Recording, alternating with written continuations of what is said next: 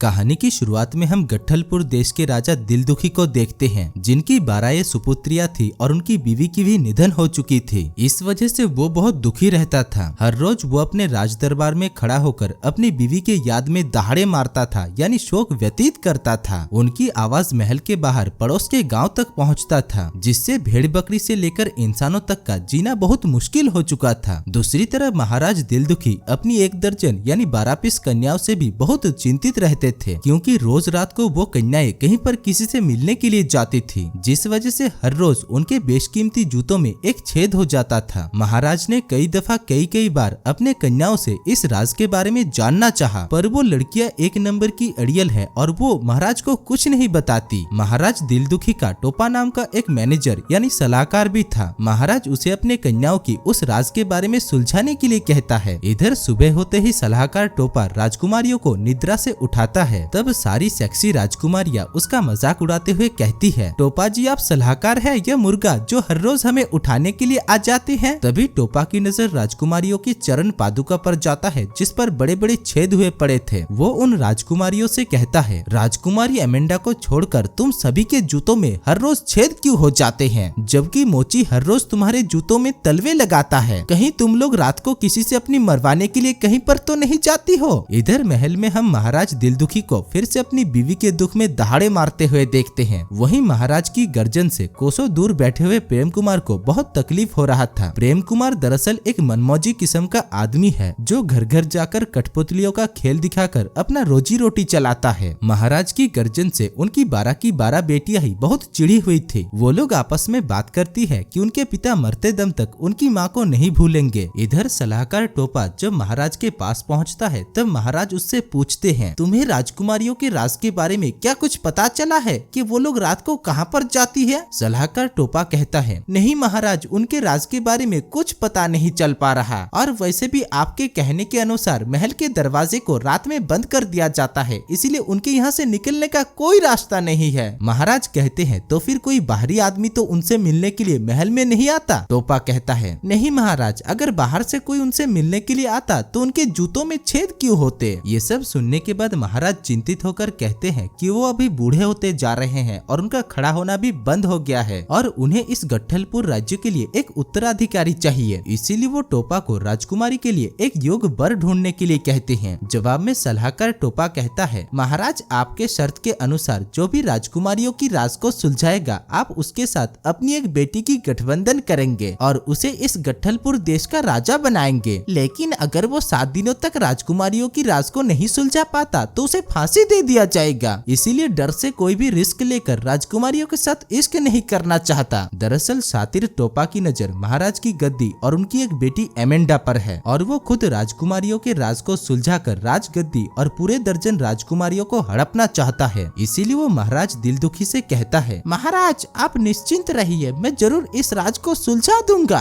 दूसरी तरफ हम मनमौजी प्रेम कुमार को देखते हैं, जो अपने कठपुतली के साथ बात करते करते कस्बे की तरफ जा रहा था। इसी बीच उसकी नजर एक अशुभ काली बिल्ली पर जाता है। प्रेम कुमार का ध्यान भटकते ही वो काली बिल्ली चमत्कारी बुढ़िया में बदल जाती है और प्रेम कुमार से कहती है, हे नौजवान, क्या तुम इस लकड़ियों का गट्ठल शहर तक पहुंचाने में मेरी मदद करोगे। मनमौजी प्रेम कुमार इसे एक पुण्य का काम समझकर उस बुढ़िया को अपने पीठ पर लटका लेता है। दूसरी तरफ महाराज दिलदुखी राजकुमारियों के साथ मीटिंग कर रहे थे और वो उन सभी से पूछते हैं, बताओ तुम लोग किससे हर रात अपनी दुग्गी बजवा रही हो। महल के चारों तरफ Z+ सिक्योरिटी लगा हुआ है, पहरेदारों का जमावड़ा करके रखा है। महल के दरवाजे में हाई क्वालिटी के ताले लगे हुए हैं, फिर भी हर रात तुम्हारे जूतों में छेद क्यों हो जाती है। एमेंडा जवाब देते हुए कहती है, पिताजी हमारे जूते शायद चूहे खा जाते हैं। जिसमें महाराज कहते हैं, ये कैसे संभव है, एमेंडा को छोड़कर तुम सभी के जूते हर रात चूहे खा जाते हैं, और चूहे सारे जूतों के तलवे को ही क्यों खाते हैं। ये सुनते ही सारी राजकुमारियां कहती है, पिताजी आपने माँ के जाने के शौक में हमारी जिंदगी को नरक बना कर रखा है, हमें कहीं पर जाने नहीं देते, किसी के साथ मजे तक करने नहीं देते, हमें महल के अंदर काल कोठरी की तरह बंद करके रखा है, फिर भी आपको हमारे ऊपर भरोसा नहीं। इधर हम सलाहकार टोपा को देखते हैं, जो राजकुमारियों की राज को सुलझाने के लिए राजकुमारियों के कक्ष में छानबीन कर रहा था। इसी बीच वो राजकुमारी एमेंडा की चुन्नी की महक को सूंघता है और उसकी लिपस्टिक को लगाने लगता है। दूसरी तरफ हम मनमौजी प्रेम कुमार को देखते हैं, जो उस बुढ़िया के साथ महल से होकर गुजर रहा था। इसी बीच वो बुढ़िया उसे उंगली दिखाते हुए कहती कहती है, वो देखो बेटा, कोई आदमी महल में लटक रहा है। वो आदमी दरअसल सलाहकार टोपा है। उसे राजकुमारी के कक्ष में एक बड़ा सा पर्दा मिल गया था। उसे देखकर वो सोचता है कि शायद इसी से होकर राजकुमारियां रात को महल से निकलती है, इसीलिए वो भी डेमो देखने के लिए उससे उतरने की कोशिश कर रहा था। लेकिन वो पर्दा जमीन तक नहीं पहुंचता और वो बीच में ही मेकअप करके लटका रहता है। उसके नीचे बहुत सारा गाय का चारा रखा हुआ था, जिसके बीच में एक फावड़ा भी पड़ा हुआ था। सलाहकार टोपा सीधा जाकर उस फावड़े पर गिरता है, जो उसके पिछवाड़े के आर पार हो जाता है। दूसरी तरफ मनमौजी प्रेम कुमार उस बुढ़िया को अपनी पीठ पर लादकर शहर के कस्बे तक पहुंच चुका था। बुढ़िया यहाँ पर प्रेम कुमार को इस उपकार के लिए शुक्रिया कहता है और फिर से बिल्ली बनकर वहाँ से 9-2-11 हो जाती है। ये देखकर प्रेम कुमार दुविधा में पड़ जाता है कि उसने आखिरकार किस बवासीर की मदद कर दिया। दूसरी तरफ हम सलाहकार टोपा को देखते हैं, जो लंगड़ाते लंगड़ाते राजमहल में आ पहुंचता है। उसे लंगड़ाते हुए देखकर राजकुमारियों का झुंड उससे पूछती है कि सलाहकार टोपा, तुम्हें आखिरकार क्या हुआ। टोपा यहाँ पर उनके सामने अपने पीछे फावड़ा घुसने की बात को छिपाता है। तभी महाराज उसे इशारा करके कहते हैं, इधर आ, इधर आ। पास आने पर महाराज कहते हैं, जाओ एक ऐसा बाहुबली राजकुमार ढूंढ कर लाओ जो महल में रहकर राजकुमारियों की राज को पता कर सके कि रात को वो लोग कहाँ पर जाती है और क्यों उनके जूतों के तलवे फटे हुए होते हैं। सलाहकार टोपा कहता है, महाराज मरने के डर से किसी भी देश का राजकुमार इस राज को सुलझाने के लिए राजी नहीं हो रहे। तभी राजकुमारियों का झुंड महाराज को घेर कर कहती है, पिताश्री, आप और कितने बेगुनाह राजकुमारों की जान लेंगे। जो भी यहाँ पर हमारा राज सुलझा नहीं पाता, आप तो उन्हें सूली पर चढ़ा देते हैं। जिसमें राजा कहते हैं, ये आखिरी बार है बेटी, इस बार अगर तुम लोगों की गुत्थी को कोई सुलझा नहीं पाया तो कोई दूसरा रास्ता मैं अपनाऊंगा। इधर महल के बाहर मनमौजी प्रेम कुमार बच्चों को कठपुतली का खेल दिखा रहा था। खेल खत्म होते ही वो उन सभी बच्चों को उसे 2-4 सिक्के देकर सहायता करने के लिए कहता है, जिसमें उसे एक लकड़ी के सिक्के के अलावा एक फूटी कौड़ी तक नसीब नहीं होता। उधर किले के ऊपर से सलाहकार टोपा मनमौजी प्रेम कुमार को देख रहा था। वो प्रेम कुमार के पास आकर उसके कटोरे में एक सोने के सिक्के फेंक कर कहता है, ये तो बस एडवांस है, तुम्हें और भी सोने के सिक्के मिलेंगे और साथ ही साथ तुम इस देश के राजा भी बन सकते हो और किसी एक राजकुमारी के साथ शादी करके उसकी दुग्गी भी तुम बजा सकते हो। जो कहते कहते वो मनमौजी प्रेम कुमार को सारी टर्म्स एंड कंडीशन बता देता है। जान जाने के डर से प्रेम कुमार भी राजकुमारियों की गुत्थी को सुलझाने के लिए तैयार नहीं था। तभी वो किले के ऊपर राजकुमारी एमेंडा को देखता है, जिसको देखते ही